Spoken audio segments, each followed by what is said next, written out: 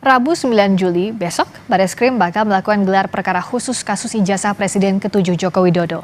Bagaimana agar hasil gelar perkara diterima semua pihak, kita akan bahas bersama Wakil Ketua Tim Pembela Aktivis dan Ulama Rizal Fadilah yang menjadi pelapor di Bareskrim Polri dan juga Kabareskrim Polri 2008-2009 Komjen Pol Purnawirawan Susno Duaji. Selamat malam Pak Susno juga Pak Rizal. Selamat malam, Selamat malam, selamat malam Pak Rizal. Selamat malam, saya ke Pak Rizal dulu mau konfirmasi. Besok pasti jadi gelar perkara khususnya sudah ada pemberitahuan? Ya, sudah Mbak. Jadi memang awalnya tanggal 3 Juli. Ya. Tapi kemudian surat pemberitahuan berikut adalah tanggal 9 Juli, hari Rabu besok. Jadi kita sudah bersiap untuk menghadiri acara gelar perkara khusus tersebut. Karena memang itu diminta oleh TPUA gitu kan sebagai solusi dari keberatan pengumuman tanggal 22 Mei oleh Dirtipidum Bareskrim Mabes Polri. Jam berapa Pak Rizal besok? Agendanya jam 10 Mbak, jam 10. Oke, jam 10 pagi. Kemarin itu kan sempat mandeknya saat ada ahli yang diajukan untuk dihadirkan juga. Antara lain Mas Roy juga Bang Rismon, betul ya Pak Rizal ya. Nah besok seperti apa? Iya. Mereka akan hadir juga? Saya kira itu harus hadir karena walaupun bagaimana kita diberi kesempatan kok dalam surat itu saudara dapat menghadirkan pihak-pihak yang dibutuhkan untuk mendukung proses gelar perkara khusus tersebut. Jadi kita diberi kewenangan membawa siapapun gitu dari pihak TPUA. Lagi pula bahwa Dr. Rismon, Dr. Roy Suryo itu di samping memang ahli, juga memang sudah merupakan kebersamaan dengan TPUA ketika berangkat ke UGM dahulu bersama-sama 5 nama kita masukkan, 3 yang memang advokat, 2 yang memang dari alumni UGM yaitu Dr. Roy Suryo dan Dr. Rismon. Jadi sebetulnya bukan hanya sekedar ahli lepas, keduanya itu adalah memang satu kebersamaan dengan TPUA dan karena TPUA diberi hak. Gitu, karena pihak pelapor misalnya melihat Roy Suryo maupun Bang Rismon itu sudah bagian dari TPUA, itulah yang jadi persoalan, dianggapnya tidak netral begitu dan juga tidak terkait dengan pemeriksaan skripsi ataupun ijazah Pak Jokowi. Bagaimana TPUA menjelaskannya? Oh jelas dong, walaupun bagaimana harus objektif kan, semua harus didengar gitu. Jadi disebut dengan tadi netral tidak netral itu nanti pada ujungnya penilaian gitu. Dan hal yang wajar saja ada perbedaan pandangan dan pemihakan mungkin dalam pengertian pengajuan data berbasis pada keahliannya, hal yang wajar saja gitu. Saya kira nanti Bareskrim menilai pada ujungnya. Oke, tapi Mas Roy sama Bang Rismon sudah pasti hadir besok ya dengan Pak Rizal dan kawan-kawan? Sudah sangat siap untuk hadir. Oke, nah saya ke Pak Susno. Soal gelar perkara khusus ini, kalau dari aturannya, kalau dari peraturan Kapolri, sebenarnya siapa yang boleh dan tidak boleh hadir dalam rangkaian gelar perkara khusus? Gelar perkara khusus ini sebenarnya sama saja dengan gelar perkara biasa, hanya karena sifatnya saja yang bersifat khusus ya. Mengapa bersifat khusus? Ada macam-macam ya, karena perkaranya memang berat gitu, atau karena memang melibatkan orang yang sangat tokoh yang sangat terkenal seperti sekarang kan mantan presiden kan. Ya. Kemudian sehingga yang harus hadir pun dari internal Polri pun tidak sembarangan gitu, mungkin pada level-level senior gitu. Ya. Nah kemudian siapa saja yang harus hadir di luarnya? Ya pihak-pihak yang berkepentingan, yang dianggap oleh penyidik berkepentingan, yaitu pihak pelapor, pihak terlapor, dan gelar perkara dengan konfrontir. Kalau konfrontir kan untuk mencocokkan keterangan si A dengan si B, berbohong apa tidak. Kalau ini tidak, kan masing-masing pertama pihak penyelidik ya, karena ini gelar perkara penyelidikan ya. Jadi penyelidik menyampaikan apa yang sudah didapat oleh mereka gitu. Ya. Nah kemudian pihak pelapor bisa menambahkan gitu hal-hal lain yang dianggap perlu untuk menambah alat bukti atau menambah informasi yang kelak akan menjadi alat bukti supaya alat buktinya itu cukup kalau memang itu bisa ditingkatkan ke penyidikan. Nah demikian juga pihak terlapor pada kesempatan ini juga berkesempatan dia untuk membantah argumen atau dalil-dalil yang diajukan atau informasi sifatnya baru informasi kan, informasi yang diajukan oleh pihak pelapor ataupun informasi yang didapat oleh penyelidik. Nah, karena ini kan masih informasi. Nah, informasi ini bisakah atau tidak kelak menjadi alat bukti. Ya. Jadi begitu. Pak Susno, tapi kriteria ahli yang boleh dihadirkan dalam gelar perkara khusus ini seperti apa? Karena kalau dari Pak Rizal tadi kan sudah menjelaskan ya, pihak ahli yang akan dihadirkan ada Bang Roy Suryo juga Bang Rismon, tapi dari pihak Jokowi menolak ahli yang disodorkan TPUA karena alasannya pelapor tidak bisa mengajukan ahli dan menganggap Mas Roy dan Bang Rismon itu tidak punya kompetensi untuk memeriksa ijazah. Jadi tidak bisa tolak menolak. Jadi terserah penyelidik. Kalau penyelidik menganggap diperlukan keterangan ahli, nah nanti penyelidiklah yang menilai. Oh dia itu ahli hukum, hukumnya hukum perdata, hukum tata negara. Oh dia ahli di bidang apa? Di bidang digital. Oh dia ahli di bidang apa? Penyidik yang menilai. Jadi tidak ada tolak menolak. Masa pelapor atau terlapor tidak boleh saling tolak menolak ahli yang diajukan, kenapa, atau saksi yang diajukan. Kenapa? Karena kan ini saling lapor gitu ya. Iya. Walaupun tempatnya berbeda dan ini akan berdampak hukum. Kalau misalnya pihaknya pelapor tidak bisa membuktikan apa yang dia katakan palsu, maka dikatakan bahwa dapat dituduh bahwa dia telah mencemarkan nama baik. Iya. Nah, demikian juga apabila bisa membuktikan bahwa betul itu palsu dan betul itu tidak sah, maka dampaknya kepada terlapor. Terlapor berarti memalsukan atau menggunakan keterangan dokumen autentik palsu atau membuat palsu suatu dokumen gitu kan. Jadi ini ibarat naik perahu, siapa yang tenggelam, siapa yang tidak ini nanti. Iya. Jadi yang akan menentukan nanti ahlinya kompeten atau tidak kompeten di tangan penyelidik.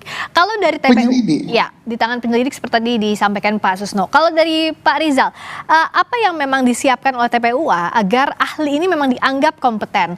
Dan kenapa TPUA ini menganggap Mas Roy dan Bang Rismon selain tadi memang bagian dari TPUA dari awal ikut dalam laporan dalam kasus ini, apa yang meyakinkan TPUA bahwa kedua ahli ini memang kompeten untuk dihadirkan di gelar perkara khusus? Oh, saya kira itu sangat kompeten karena temuan-temuan dan analisis keduanya itu bisa berbeda dengan apa yang telah diumumkan oleh Dirtipidum.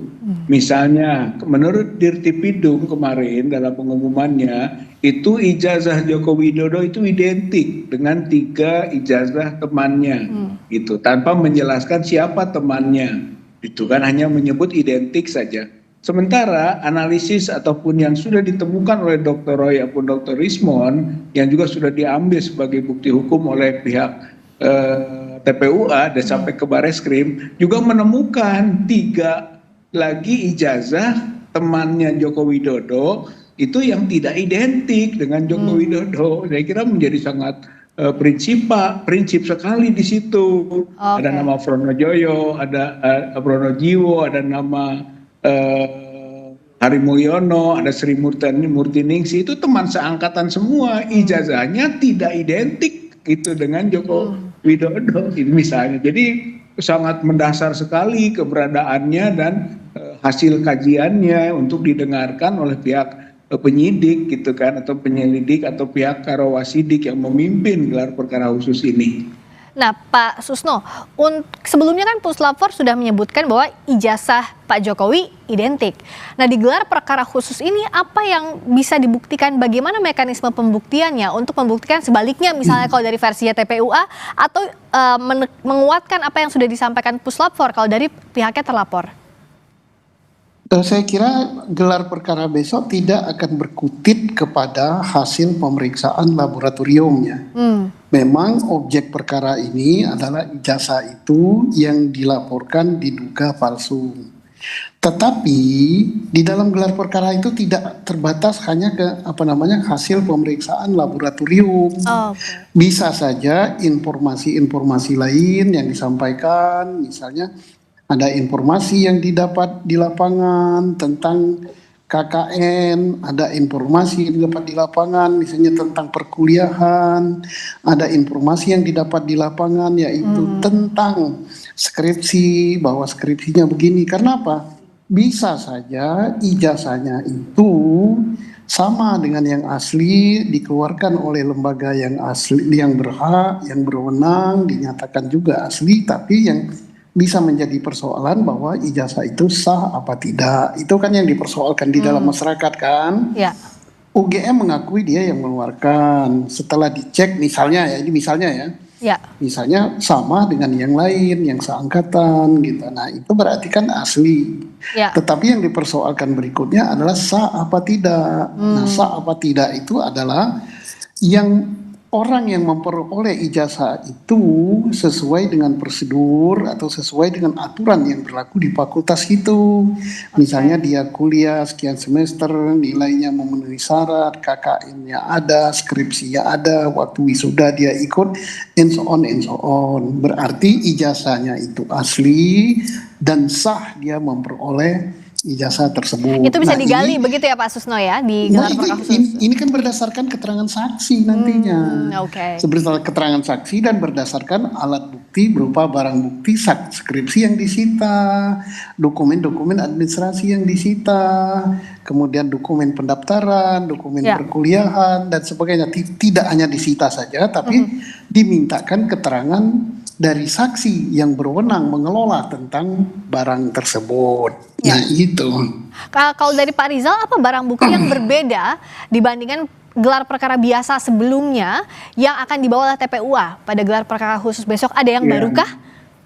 Ya pertama ya waktu gelar perkara biasa kan tidak dilibatkan TPUA yang Oke. sebenarnya ingin diajukan sebagai bukti-bukti. Waktu itu tidak ada ya, tidak ada yang Itulah yang kita diberikan. akhirnya menyebutkan titik lemah daripada gelar perkara itu yang sampai pada kesimpulan penghentian penyelidikan begitu. Sementara TPUA kok tidak dimintakan pendapat atau pandangannya. Nah, kesempatan inilah yang akan digunakan ketika gelar perkara khusus yang dikabulkan gitu kan oleh pihak Mabes Polri gitu. Dan itu nanti kita akan angkat semua gitu data-data yang ada yang kemarin mau diungkapkan tapi tidak ada peluang dan ruangnya. Jadi saya kira insya Allah gitu dari sisi TPUA dan bersama dengan ya ahli atau analisis yang sudah dikemukakannya akan menyampaikan seperti yang disampaikan tadi oleh Pak Jenderal Susno itu gitu ya, termasuk seluruh dokumen-dokumen yang ada di UGM dan temuan-temuan lapangannya ya kita juga akan kemukakan sebagai bandingan-bandingan gitu, menjadi pertimbangan apakah memang harapan kita agar ditingkatkan prosesnya kepada tingkat yang lebih tinggi, penyidikan misalnya, atau tidak. Saya kira kita objektif saja kok, dan itu hal yang penting dibaca oleh publik, dinilai tentang hasil yang sudah maksimal gitu prosesnya gitu. Oke, kalau kemarin sebenarnya penyelidikan sudah dihentikan Pak Susno, dengan adanya gelar perkara khusus ini apakah peluang masing-masing pihak pelapor maupun terlapor jadi 50-50 lagi? Kita tidak melihat hal ini seperti pertandingan ya, tetapi yang jelas gitu bahwa kalau ini terbukti misalnya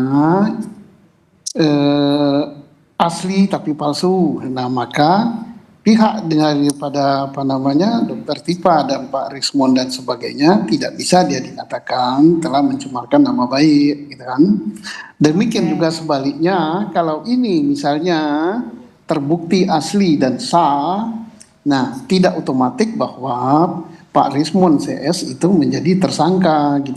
Ingin dilihat dulu. Nah makanya dari awal saya katakan sebaiknya perkara ini karena menyangkut VVIP ya walaupun tidak menjabat lagi dan ini mendapat perhatian publik seluruh Indonesia, ini ditarik ke Mabes Polri. Lucu perkara ini, kok pemalsuannya ijazah palsunya di Mabes, pencemaran nama baiknya Polda dan Metro. undang-undang ITE di Polda Metro. Jadi seolah-olah ini Polda Metro melawan Mabes, ini kan nggak bagus. Nah kalau ini ditangani jadi disatukan di Mabes Polri, kan hanya dari meja kiri ke meja kanan bisa saling melengkapi informasi. Satu.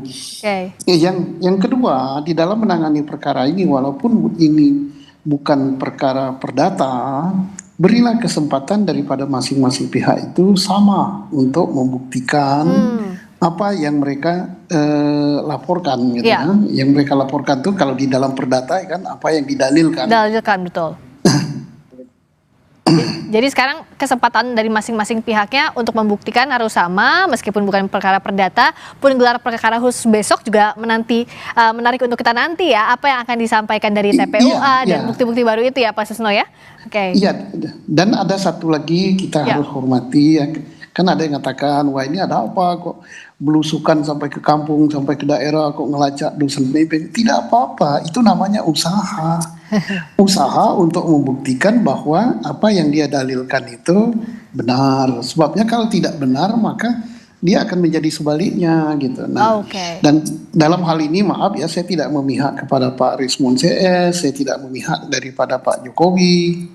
Saya hanya dari kacamata untuk penyidikan supaya profesional Polri nampak dan Polri tetap dipercaya oleh masyarakat. Gitu. Ya, kuncinya dalam hal ini Polri, penyelidik dan gelar perkara khusus harus profesional agar kasusnya terang benderang dan juga bisa dipercaya publik. Terima kasih Pak Susno, terima kasih juga Pak Rizal Fadila, Ketua TPUA dan juga Pak Komjen Pol Purnawirawan Susno Duaji, Kabar Eskrim Polri 2008-2009. Selamat malam.